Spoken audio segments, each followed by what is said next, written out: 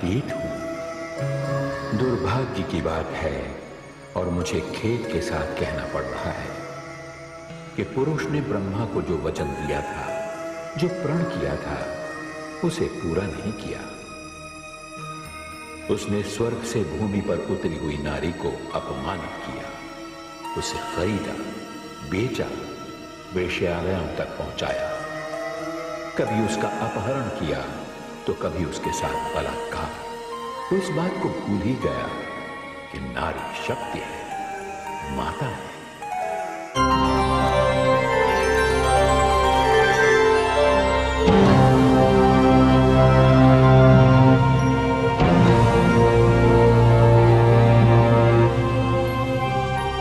हे महादेवियों, आज प्रसन्नता और हर्ष का विषय ये है कि धरती पर मानव ने जन्म ले लिया है।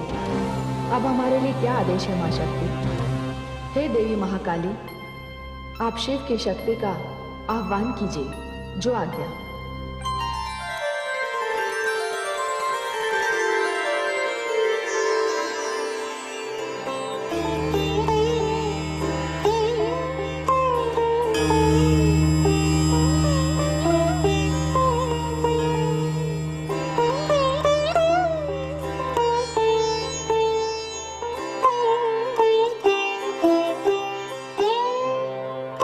शक्ति का शिव को प्रणाम।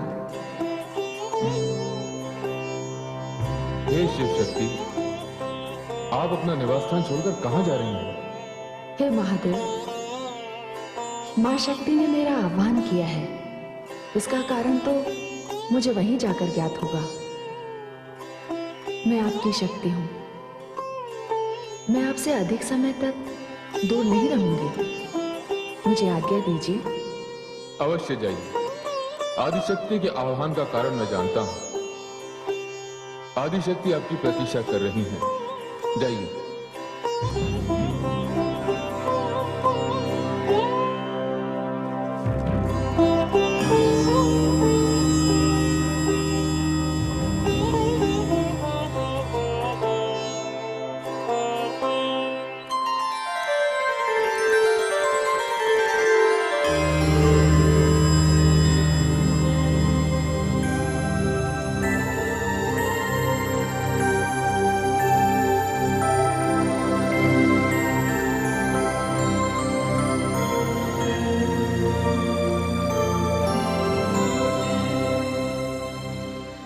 शक्ति, आपने मेरा आह्वान क्यों किया? हे देवी गौरी, सृष्टि में मानव जन्म की प्रक्रिया आरंभ हो गई है। आपके द्वारा मैं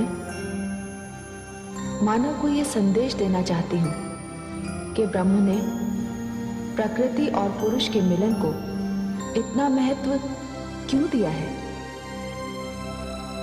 और मैंने संसार में जोड़ों की जो परंपरा आरंभ की है, उसका उद्देश्य क्या है? हे देवी गौरी, नारी और पुरुष एक दूसरे के पूरक होंगे। इनके संबंधों का आधार प्रेम होगा, और ये संबंध केवल शरीर के ही नहीं, आत्मा के भी होंगे। इन संबंधों में यह देखना भी आवश्यक होगा कि नारी की दृष्टि में पुरुष का और पुरुष की दृष्टि में नारी का स्थान क्या होगा। इन संबंधों में एक दूसरे की भावनाओं का आदर, एक दूसरे का सम्मान और एक दूसरे के मन में विश्वास और प्रेम की जोत जगानी होगी, जिसे जीवन की तीव्र हवा तो क्या, मृत्यु की आंधी भी न बुझा सके। हे देवी, आपको पुरुष और नारी के संबंधों का ऐसा इतिहास लिखना है जिसे आकाश की ऊंचाइयां और पाताल की गहराइयां भी न छू सके। और इसी महान उद्देश्य के लिए आपको मानव लोक जाकर पुरुष और नारी के अद्भुत संबंधों का शुभारंभ करने के लिए दक्ष प्रजापति के भवन में कन्या रूप में जन्म लेना है।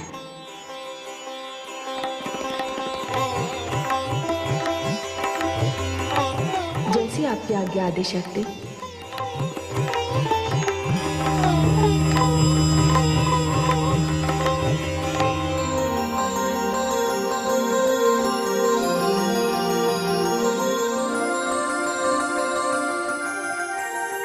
प्रजापति की जय हो। कहो परिचारिके, क्या समाचार? प्रजापति महारानी ने 16 कलायुक्त चंद्रमा के समान एक सुंदर कन्या को जन्म दिया है। हम अति प्रसन्न हुए।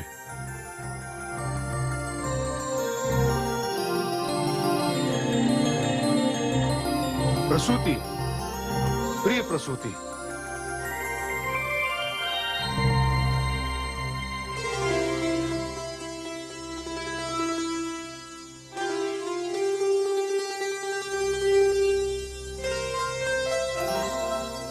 कैसी दिव्य कांति है। आपके यश जैसी स्वामी। ये चमकता हुआ ललाट, इसके लिए वारा क्षेत्र न्योछावर। वाह, कितनी सुंदर नासिका है। इस पर गांगे क्षेत्र न्योछावर, और ये फूलों जैसे कपोल, इन पर तो राजधानी न्योछावर, और इन सुंदर नेत्रों पर तो। रुकिए स्वामी, सब कुछ तो न्योछावर कर दिया, अब क्या न्योछावर करेंगे आप? अब तो प्रजापति स्वयं न्योछावर।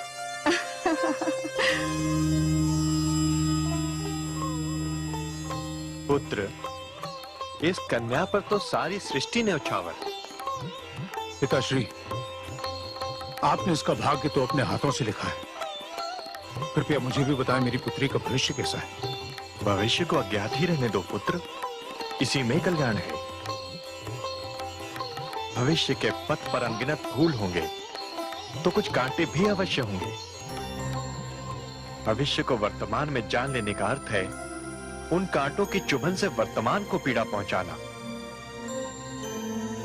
जो होता है वो तो होगा ही, किंतु अमंगल की जानकारी जब पहले ही हो जाती है तो मंगल पर भी उसकी छाया पड़ने लगती है। ऐसा कोई जीवन नहीं जिसके भविष्य में सुख और दुख दोनों ना हो। भविष्य के प्रति मानव का ज्ञान ईश्वर की कृपा का फल है, नहीं तो भावी दुख की जानकारी मानव के वर्तमान को अंधकार से ढक ले। सत्य कहा पिताश्री। तू तो मेरा विद्वान पुत्र है। आयुष्मती भवा पुत्री, आयुष्मती भवा।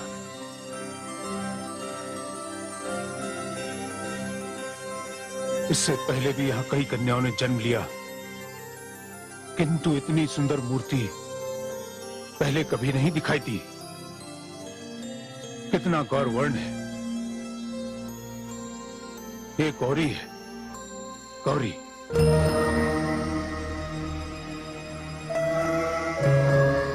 मैं अतीत हूं। गौरी अपनी समस्त दिव्यता के साथ पूर्णिमा के चंद्र की भांति विकसित हो रही थी। वो प्रजापति के प्राण और उनके पूरे ध्यान का केंद्र बनी हुई थी। जब से उसने जन्म लिया था, प्रजापति के सौभाग्य में वृद्धि होती जा रही थी। गौरी से बड़ी गौरी की अन्य कई बहनें थीं। प्रजापति को वो भी प्रिय थी, किंतु गौरी तो उनके हृदय की गति थी। प्रातः होते ही सर्वप्रथम गौरी का मुख देखना प्रजापति का नियम बन गया था।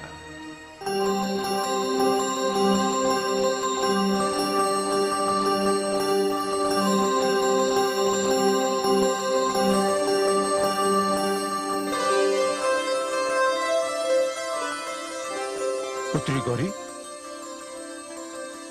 गौरी, गौरी।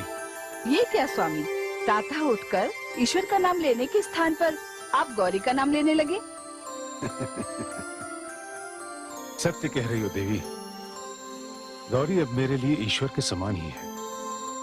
उसे पल भर भी ना देखूं तो मन व्याकुल उठता है। किंतु इतनी व्याकुलता भी अच्छी नहीं स्वामी। पुत्री सदा माता पिता के घर तो नहीं रहती ना, वो पराया धन है, उसे एक न एक दिन तो ये स्थान छोड़कर जाना ही है। आप भूल रही हैं देवी, गौरी प्रजापति दक्ष की कन्या है। माना कि हर कन्या को एक न एक दिन अपने माता पिता का घर छोड़कर ससुराल जाना पड़ता है, पर मैं कोई न कोई व्यवस्था कर दूंगा ताकि गौरी सदा मेरी आंखों के सामने रहे।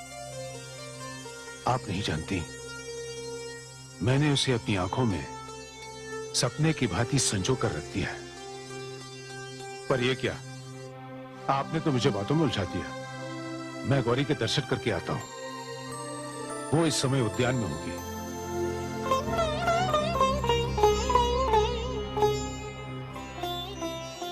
हे प्रभु, विवाह के पश्चात जिस दिन गौरी इनसे दूर हो जाएगी, उस दिन इनका क्या होगा?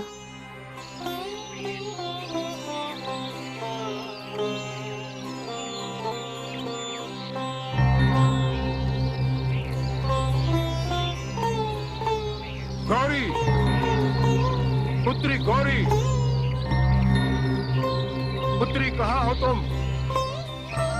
गौरी, गौरी, पुत्री गौरी, कहाँ हो तुम?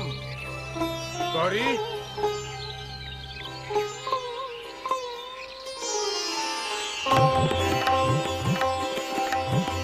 पुत्री, कहाँ हो पुत्री?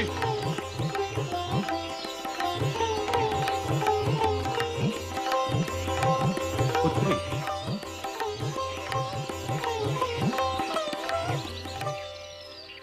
पिताश्री, प्रातः कहाँ चली गई थी पुत्री? मैं पुष्प लेने आई थी पिताश्री। प्रकृति का सबसे सुंदर पुष्प तो तुम हो, भला तुम्हें पुष्प चुनने की क्या आवश्यकता है? मैंने कई बार तुमसे निवेदन किया है, जब भी मैं आंखें खोलूं, सबसे प्रथम मैं केवल तुम्हें देखूं। पिताश्री, एक बात कहूं? कहो पुत्री। स्नेह का ऐसा बंधन किसी दिन आपके लिए कष्ट का कारण बन जाएगा। वो क्यों पुत्री? देखिए पिताश्री, आप प्रजापति हैं, महाविद्वान हैं। आपको तो जाने कहां-कहां से निमंत्रण आते रहते हैं। आप क्या हर जगह मुझे अपने साथ ही ले जाएंगे? अब तक तो ऐसा ही हुआ है पुत्री, और आगे भी ऐसा ही होगा। हाँ सुनो पुत्री, काशी में विद्वानों की महासभा होने जा रही है। मुझे उसकी अध्यक्षता का निमंत्रण मिला है, जिसे मैंने स्वीकार कर लिया है। देखिए, मैंने कहा था ना, अब आपको अकेले ही जाना पड़ेगा। नहीं पुत्री, ऐसा नहीं होगा। मैंने प्रबंधकों से पहले ही कह दिया था कि मैं अकेले नहीं, अपनी प्रिय पुत्री के साथ आऊंगा। सच पिताश्री? सुना है काशी बड़ी सुंदर नगरी है। हाँ, और हम पिता और पुत्री उस सुंदर नगरी का भ्रमण साथ में करेंगे। चलिए, इस बार काशी मैं आपके साथ ही चलूंगी। किंतु मैं एक कन्या हूं। जिस दिन आप मुझे इस घर से विदा करेंगे, उस दिन क्या होगा पिताश्री? उस दिन की कल्पना करके मेरा हृदय भर आता है। न जाने कैसे कैसे विचार मेरे मन में उत्पन्न होने लगते हैं। तुझसे अलग होने की बात तो मैं सोच भी नहीं सकता। देख पुत्री, इस समय तू विदाई की बात न कर। पिताश्री, पिताश्री, ये क्या? आपकी आंखों में अश्रु? पुत्री गौरी, लोगों के प्राण कहीं भी बसते हो, पर इस दक्ष के प्राण उसकी पुत्री गौरी में बसे हैं, तुझ में बसे हैं। पिताश्री, कैसे उतार पाऊंगी मैं आप जैसे उदार पिता का स्नेह का ऋण? ऋणी तो मैं हूं पुत्री। तूने मेरे घर में जन्म लेकर मुझ पर उपकार चुकिया है। अब सुन पुत्री, काशी यात्रा का समय हो गया है, प्रबंध हो गया है। अब चले। चलिए पिताश्री। चलो पुत्री।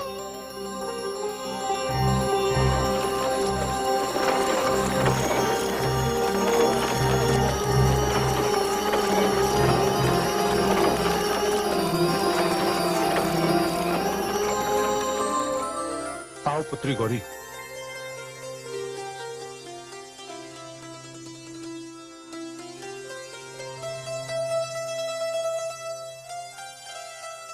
आइए श्रेष्ठ प्रजापति दक्ष, काशी नगरी आपका और आपकी पुत्री का स्वागत करती है।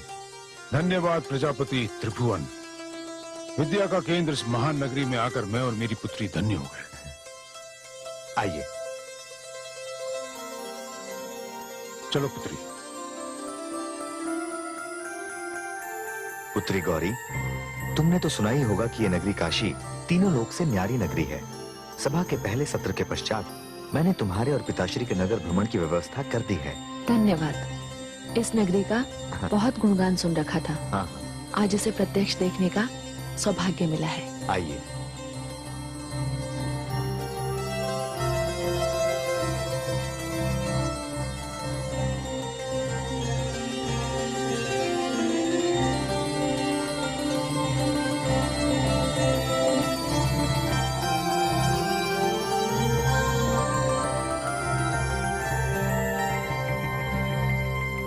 आइए श्रेष्ठ प्रजापति, अध्यक्ष का आसन ग्रहण कीजिए।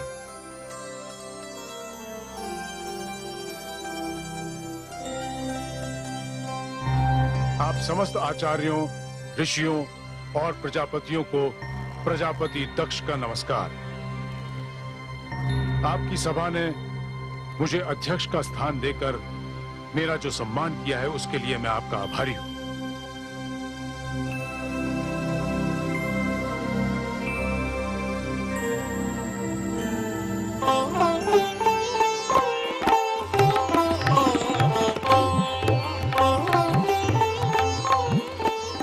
मैं अपने नगर की ओर से, अपनी ओर से और समस्त ऋषियों और विद्वानों की ओर से आपका अभिनंदन करता हूं।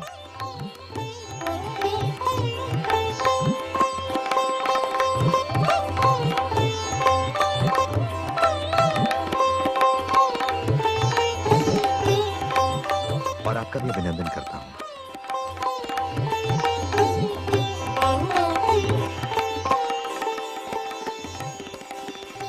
आज की सभा में विचार का मुख्य विषय यह है कि समाज के उत्थान में पुरुष के साथ नारी किस प्रकार सहयोग कर सकती है।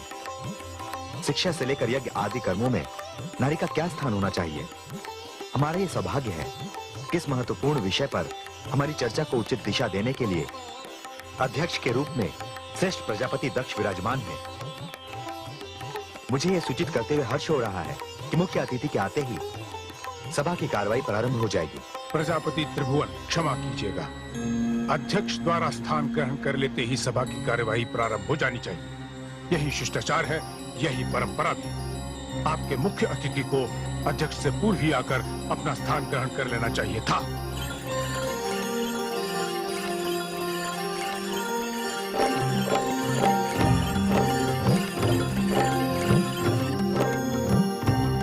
अरे आ गए, आ गए, आ गए।